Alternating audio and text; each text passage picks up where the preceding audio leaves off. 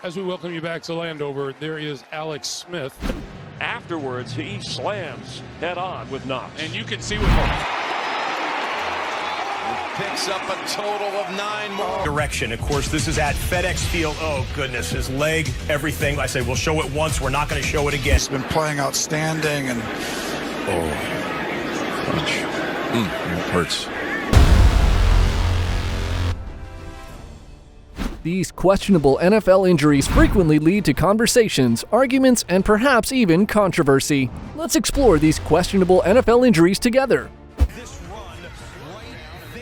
Saquon Barkley's knee injury. Saquon Barkley dodged his opponents and started running, but was being tackled by Chicago Bears safety Eddie Jackson. Due to this tackle, his right knee buckled. He fell, grabbed at his knee, pounded the ground in agony, and removed his helmet. Not being able to bear any weight on his right leg, he was assisted off the field.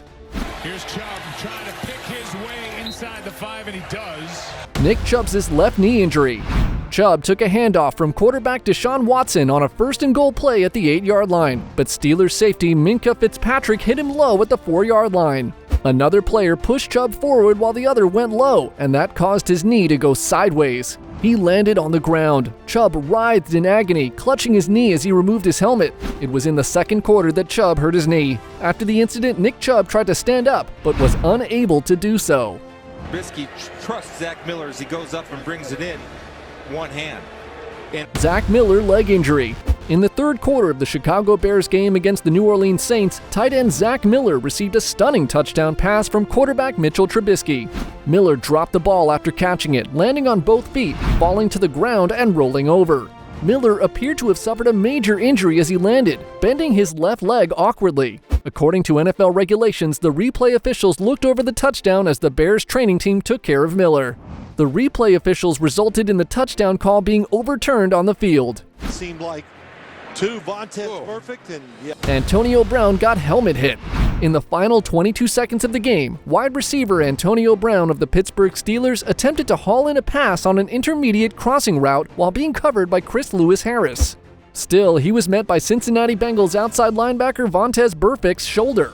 Burfict shoulder hitting Brown in the head. Because of this, his head bounced from the ground. Burfict's delivered shoulder hit to Brown's head, giving him a concussion in the process. Brown slid backwards. On the hit, Brown was knocked down cold. This hit was a personal foul. Picks up a total of 9 more. Dak Prescott's ankle injury. Late in the 3rd quarter of Dallas's game against the New York Giants, quarterback Dak Prescott was injured after being tackled by Logan Ryan. Dak grasped his lower leg as soon as he struck the floor and gestured to his painfully bent right ankle. As he drove off the field in a cart, he was seen crying. Dak Prescott suffered a horrific ankle injury that caused him to cry uncontrollably. Andrew Whitworth, one of the biggest name offensive linemen in the league. Oh, boy. Andrew Whitworth's left knee injury. Whitworth escorted a pass rusher past the pocket while sliding to his left. Blitzing from the opposite side of the formation, Seahawks linebacker K.J. Wright misplayed as Goff dodged under his attempted tackle and ultimately collided with Whitworth. Because neither player could see the other, neither one slowed down or changed how he was positioned. Whitworth's left kneecap was struck by the full force of Wright's motion, resulting in inward folding of the leg. Veteran offensive lineman Andrew Whitworth of the Rams was taken off the field that day due to a left knee injury. Gesicki and Sorensen with the tackle. And Mike Gesicki's right shoulder injury. Mike Gesicki caught the ball and started running, but got tackled by safety Daniel Sorensen with 10 minutes remaining in the game against Kansas City. Gesicki was hurt. Sorensen tackled Gesicki, due to which his head hit the ground first, and then he rolled on his right shoulder. This hit hurt his right shoulder so bad that he was visibly hurt as he departed the game. We'll look at it with the reverse angle one more time, and I suggest if your stomach is weak, you just don't watch. Joe Theismann's leg injury. After giving the ball to John Riggins, who faced the Giants defense head-on for a few yards, Joe Theismann changed direction and returned the ball to his quarterback. Joe Theismann's eyes searched downfield, but he could find no open reads. Giants defenders Lawrence Taylor and Harry Carson were gaining ground on Theismann simultaneously from both sides. Though Theismann moved to evade Carson, he was unable to overcome Taylor. Theismann's right leg gave out above the ankle as Taylor, weighing 240 pounds of rage, launched himself at him from behind and hauled him to the ground. Carter at safety. And he catches him right in the small of the back. Donovan Peoples-Jones helmet hit.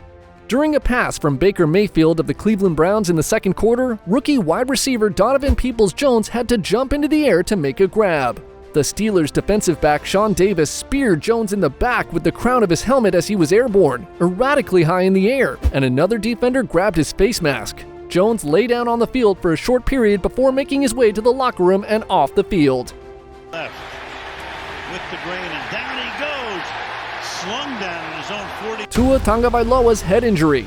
Josh Tupou of Cincinnati chased Tagovailoa down, wrapped him from the back, and threw him to the ground during the first half. He lay unconscious for over 7 minutes.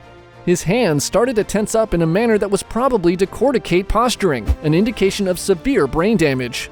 Tagovailoa appeared to lose consciousness as soon as his head struck the ground forcefully. Trainers and team members hurried to cater for him before they could attach him to a backboard and take him to a hospital. The distinction between strategy and sincerity can become hazy in the NFL's fast-paced and intensely competitive environment. Perceived or actual, dubious injuries give the game additional complexities and add to the continuous drama that characterizes professional football.